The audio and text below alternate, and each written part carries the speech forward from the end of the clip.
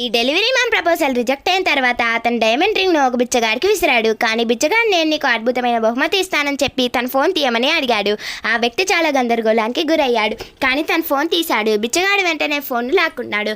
ఆ వ్యక్తి తను ధనవంతుడు కాబోతున్నానని తన ఫ్రెండ్ నిద్రలేచి తన క్షమాపణ కోసం వేడుకుంటున్నట్టు ఊహించుకుంటాడు. అతను ఈ అద్భుతమైన కళలో మునిగిపోయినప్పుడు ఫోన్ మోగింది. లోన్ విజయవంతమైంది సూచిస్తూ ఒక ఫ్రాంప్ వచ్చింది. ఆ వ్యక్తి వెంటనే ఫోన్ను తిరిగి లాక్కున్నాడు.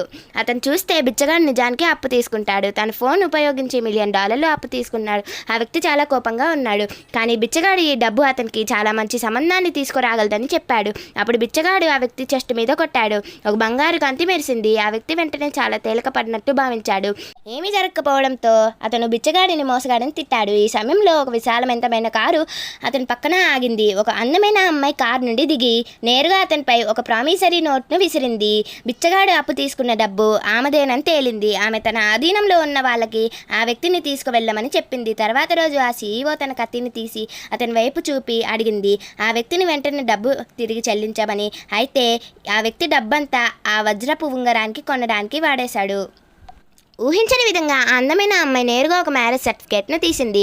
అప్పు తీర్చడానికి తనతో ఫేక్ పెళ్లి చేసుకోమని ఆ వ్యక్తిని అడిగింది. ఆ వ్యక్తి చాలా నిస్సహాయంగా ఉన్నాడు. అందుకని ఒప్పుకోవడం తప్ప వేరే మార్గం లేదు. అప్పుడు ఆ అమ్మాయి అతన్ని తన పేరెంట్స్ దగ్గరకు తీసుకువెళ్ళింది. ఆమె పేరెంట్స్ దీన్ని ఒప్పుకోలేదు. కానీ అతను ప్రశాంతంగా ఒక బ్యాంబూ లాంటి వాతను బయటపెట్టాడు. ప్రెగ్నెన్సీ టెస్ట్ రిపోర్ట్స్ ఇంకా స్కానింగ్ ఫొటోస్. వెంటనే ఆ అమ్మాయి ఫ్యామిలీ నిశ్శబ్దంగా ఉండిపోయింది.